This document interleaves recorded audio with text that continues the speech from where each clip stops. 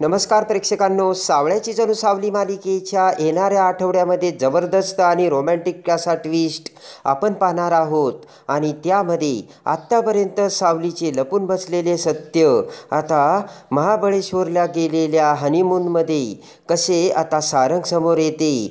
आणि आता ज्या वेळेस आता सावलीचे सत्य सारंग समोर येते आणि त्याच वेळेस आता सारंग हा कोणता भयानक निर्णय घेतो. आणि महाबळेश्वरमध्ये आलेल्या सारंगला जेव्हा आता सावलीच्या त्या सत्याची गुड न्यूज समजते, त्यावेळेस आता सावलीसोबत प्रेमाचा हनीमून आता सारंग कसा सेलिब्रेट करतो हे या व्हिडिओमध्ये आपण पाहूयात.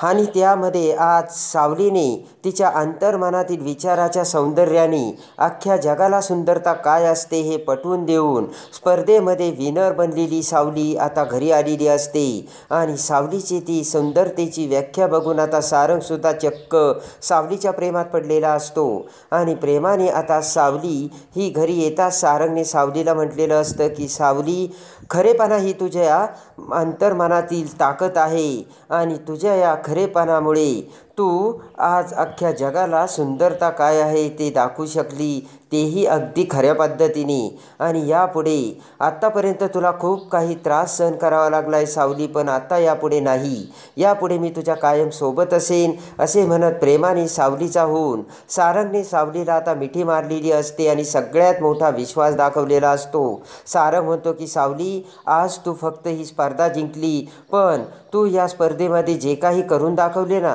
त्यामुळे मी खूप काही जिंकलोय सावली, असे म्हणत आता प्रेमाने सारंगने सावलीला मिठी मारलेली असते. आणि आज सारंग सर आपल्यावर एवढा विश्वास करतायत हे आता सावलीच्या लक्षात आलेलं असतं. इकडे आता सावलीला बाकीच्या कंपनींकडून खूप काही ऑफर्सचे फोन येत असतात, पण मी फक्त रूपम कॉस्मेटिकसाठी आणि सारंगसाठी काम करणार हे सावलीने सगळ्यांना सांगितलेलं असतं. कारण आता सारंग सरांना मदत करणे ही माझी जबाबदारी असल्याची सावलीच्या लक्षात आलेली असते. सारंग आता थोडाही सावलीच्या समोरून दूर जात नसतो आणि कायम आता सारंग हा सावलीला खूप प्रेम करून आपल्याजवळ आणण्याचा प्रयत्न करत असतो. पण त्याच वेळेस मात्र सावलीला आता खूप वाईट वाटत असतं. आणि ताराने सावलीला सांगितलेलं असतं की जेव्हा तुझ्या आवाजाचे सत्य सारंगला कळेल त्याच वेळेस आणि सारंग तुझ्यावरती काय रिॲक्ट होईल ना, याचा तू विचार केला नाही आहे. आणि आजपर्यंत तू सारंगपासून हे सत्य लपून ठेवले ना, ते तुला खूप महागात पडेल. आणि खरंचच आपण आजपर्यंत सारंग सरांपासून मोठे सत्य लपून ठेवलेले आहे आणि ते जर सारंग सरांना कळालं तर मग आपण सारंग सरांचा विश्वासघात केल्यासारखं होईल, असा विचार राहून राहून आता सावलीच्या डोक्यात येत असतो. आणि इकडे मात्र आता सावली आपल्यापासून काहीतरी लपवत असल्याचे सत्य सारंगच्या लक्षात आलेलं असतं. कायम सावली आता विचार करत असल्याचे बघून सारंगने अमृताला म्हटलेले असते की वहिनी, मला वाटतंय ना सावली काहीतरी माझ्यापासून लपवते. तेव्हा अमृताने सारंगला सल्ला दिलेला असतो, हे बघ सारंग, आता सावली तुझी बायको झालेली आहे आणि आता सावली तुझ्यापासून काय लपवते हे सत्य तुला शोधून काढलं पाहिजे, तुझ्याशिवाय हे कोण शोधून काढणार. आणि सारंगला देखील आता अमृताचे म्हणणे पटलेले असते. काही जरी झालं तरी सावली आपल्यापासून काहीतरी लपवते. अमृता म्हणते की सारंग, असं तू काहीतरी करायला हवं की जेणेकरून सावली तुझ्यापासून जे काही लपवते हे तुला तर कळलं, पण सावलीने स्वतःच्या तोंडावून तुला हे सांगायला हवं की ती तुझ्यापासून काय लपवत होती ते. आणि सारंग म्हणतो बरोबर आहे आणि मला आता सावलीच्या मनातलं तिच्या तोंडातून बाहेर काढावंच लागेल आणि त्यासाठी आपल्याला काहीतरी आयडिया केली पाहिजे असा सारंग विचार करतो. आणि त्याच वेळेस आता इकडे सखदेवला घेऊन जयंतीसुद्धा मेंदळ्यांच्या घरी आलेली असते. आणि इकडे आता जयंती ही ऐश्वर्याकडे येते आणि ऐश्वर्याला सावलीचं एक सिक्रेट असल्याचे आता जयंती ऐश्वर्याला सांगते. आणि इकडे आता ऐश्वर्या काहीही करून सावलीला या घराच्या बाहेर काढायचा असा विचार करत असते. आणि त्यासाठी ऐश्वर्याने आता ताराला बरोबर आपल्या जाळ्यात ओढलेलं असतं. आणि इकडे आता ऐश्वर्या विचार करते की ही जयंती हिने जर ताराला आपल्या विरोधात जर भडकवलं तर खूप वाईट घडेल, असा विचार करून ऐश्वर्या आता ताराकडे येते आणि जयंतीसुद्धा त्यावेळेस समोरच असते. ऐश्वर्या म्हणते की तारा, या बाईवरती तू विश्वास ठेवू नकोस, महाहुशार लबाड बाई आहे ही. आणि ही मला काय सांगत होती माहिती आहे का तुला? ही सांगत होती की त्या मूर्ख मुलीचं काहीतरी सिक्रेट सत्य हिला माहीत आहे आणि ते मला सांगायचं आहे. आता ताराला मात्र मोठा धक्का बसलेला असतो आणि जयंतीला आपल्या आवाजाचं सत्य माहीत आहे आणि हे जर जयंतीने ऐश्वर्याला सांगितलं तर आपला खेळ खल्लास होईल, असा विचार आता ताराच्या डोक्यात येतो. आणि इकडे आता सारंग बेडरूममध्ये त्याचे आवरून बाहेर जाण्यासाठी तयारच असतो. तेवढ्यात सावली आता सारंगकडे येते. सारंगला त्या रूपात बघून आता सावली प्रेमाने एकटक नजरेने सारंगकडे बघू लागते आणि सारंगसुद्धा आता सावलीकडे बघत सावलीला म्हणतो की अशी काय बघतेस सावली माझ्याकडे? आणि बघ बरं का, तू जर अशी एकटक नजरेने माझ्याकडे बघत राहिली ना, माझ्या प्रेमाभिमात पडशील तू. बघ बाबा सावली. आणि लगेच आता सावली एकटक सारंगकडे बघत म्हणते की तुम्ही वागतायच असे की 100 वेळा तुमच्या प्रेमात पडेन. आणि ते ऐकताच आता सारंगला सावलीने आता नकळतपणे प्रेमाची कबुली दिलेली असते आणि त्याच वेळेस आता सारंगच्या सावली आपल्या प्रेमात पडल्याचे लक्षात येते. सावली म्हणते की अहो 100 वेळा तुमच्या प्रेमात पडावं असंच तुम्ही वागताय, मग कोण तुमच्या प्रेमात पडणार नाही? आणि असे म्हणत सावलीने तिच्या प्रेमाची कबुली सारंगला दिलेली असते. आणि आता सावली आपल्या प्रेमात असल्याची खात्री 100% आता सारंगला होते. आणि सावली ही आता लाजून चूर झालेली असताना पटकन आता सारंग म्हणतो की हे बघ, मग असं जर असेल तर आपल्याला आता हनीमूनला जायलाच हवं. आणि लगेच आता सावली सारंगकडे बघते. सारंग म्हणतो हे बघ सावली, खऱ्या अर्थाने आता माझंसुद्धा तुझ्यावर प्रेम आहे आणि आता कुलदैवतीची पूजासुद्धा झालेली आहे, आपल्याला हनीमूनसाठी जायला हवं.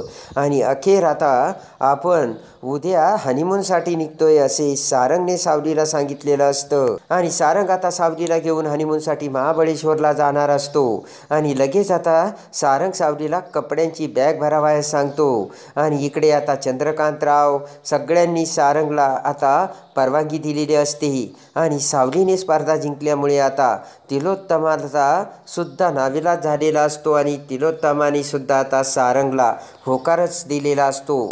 तेव्हा आता सारंग म्हणतो की हे बघ आई, आता नवीन प्रॉडक्टचं लॉन्चिंग सुरू करायचं आहे, तेव्हा मला वाटतं की कुठं बाहेर जाऊन थोडंसं मनावरचा ताण कमी करावा आणि यासाठी मी काही दिवस थोडंसं आउट ऑफ बाहेर चाललो आहे.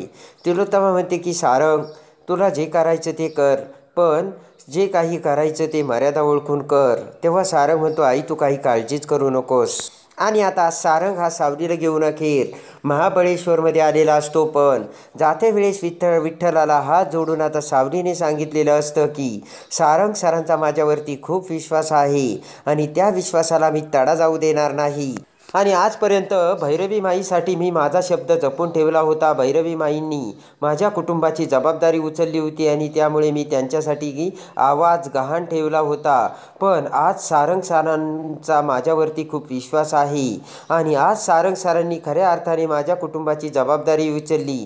सखदेव दादाला आपल्या घरी आणलं, हॉस्पिटलचा सगळा खर्च भरला आणि त्यामुळे आता माझी आणि माझ्या कुटुंबाची जबाबदारी सारंग सर घेत आहेत आणि त्यामुळे त्यांच्या विश्वासाला मला आता तडा जाऊ द्यायचा नाही. आणि म्हणूनच मी हे सत्य आता सारंग सरांसमोर आणणार आहे असे सांगून सावली आता महाबळेश्वरला आलेली असते. आणि प्रेमाने आता दोघेही महाबळेश्वरमध्ये येऊन आता एक रिसॉर्टमध्ये आलेले असतात. आणि त्याच वेळेस आता विठ्ठलासमोर येऊन आता सावलीने आता काही जरी झालं तरी आपलं हे सत्य सारंग सरांसमोर आणायचंच असा पण केलेला असतो. इकडे आता रिसॉर्टमध्ये येताच आता सारंग सावलीसोबत पुन्हा रोमॅन्टिक झालेला असतो. दोघीही प्रेमाने एकमेकांसोबत मनसोक्त गप्पा मारतात.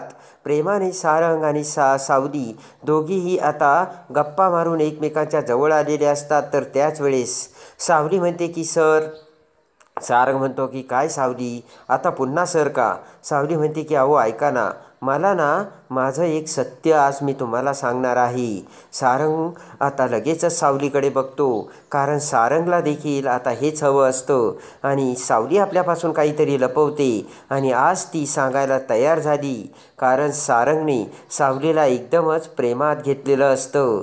आणि त्यानंतर आता सावली म्हणते की सारंग सर, आजपर्यंत मी माझं सत्य तुम्हाला लपून ठेवलं होतं. तर सारंग म्हणतो कोणतं, काय लपून ठेवलं होतं सावली? सावली म्हणते की आता तुम्हाला कसं सांगू, आणि लगेच आता सावलीच्या डोक्यात एक आयडिया येते. सावली म्हणते की सर, तुम्हाला ना ते गाणं खूप आवडतं ना, माझं सासर पंढरी माझं माहेर पंढरी. सारंग म्हणतो हो गं सावली, अगं त्या गाण्याचा मी दिवाना आहे, फॅन आहे त्यासाठी मी ताराचा. आणि सावली म्हणते की आज ते गाणं मी तुम्हाला गाऊन दाखवते. सारंग म्हणतो काय बोलते सावली. सावली म्हणते की हो, आणि सावलीने आता सारंग समोर माझे माहेर पंढरी माझे सासर पंढरी ही येते रिसॉर्टमध्ये गाणं गायलेलं असतं. सावलीचा तो आवाज आणि ते गाणं ऐकून सारंग भारावून जातो. सारंगचा डोळ्यावर विश्वास बसत नसतो आणि कानावरही. तेव्हा आता सारंग पुन्हा आता वेळोवेळी एकटक नजरेने सावलीकडे बघतो आणि म्हणतो की सावली, तुझा आवाज ताराचा आवाज. आणि सावलीकडे आता प्रेमाने सारंग बघतो. सारंग म्हणतो की म्हणजे आजपर्यंत असिस्टंट बनून तू तुझ्या आवाजात तारासाठी गाणं गात होती तर. तेव्हा आता सावली म्हणते की हो, आणि लगेच आता सावली म्हणते की सारंग सर, आजपर्यंत मी हे सत्य तुमच्यापासून लपून ठेवलं होतं, मला माफ करा. कारण मी भैरवी माईंना शब्द दिला होता आणि आमची परिस्थिती गरीब असताना भैरवी माईंनी माझ्या कुटुंबाची जबाबदारी उचलली होती आणि त्याच्या बदल्यात मला माझा आवाज मी भैरवी माईंकडे गहाण ठेवला होता आणि मी त्यांना सांगितलं होतं की मी माझा आवाज तुमच्यासाठी वापरील म्हणून. पण आज खऱ्या अर्थाने तुम्ही पुन्हा माझ्या कुटुंबाची जबाबदारी उचलली आणि तुमच्या विश्वासाला मला तडा जाऊ द्यायचा नव्हता. तुम्ही एवढा माझ्यावरती विश्वास टाकला आणि म्हणून आज हे सत्य मी तुम्हाला सांगत आहे. आणि सारंग मात्र सावलीच्या त्या आवाजाचे सत्य बघून आणि ऐकून आता एकदमच हवेत उडालेला असतो. सारंगला काय करावे काय कळत नसतं. सारंगचा आनंद गगनात मावेनासा झालेला असतो. आणि आज आपल्याला खरी आपली गान कोकिळा मिळाल्याचे सारंग समोर आलेले असते. तर कशी वाटली सारंगची हुशारी आणि सावलीचं प्रेम ते कमेंट्समध्ये नक्की कळवा. आणि सावलीचे जणू सावली मालिकेच्या डेली अपडेटसाठी आपल्या चॅनलला लाईक करा, सबस्क्राईब करा.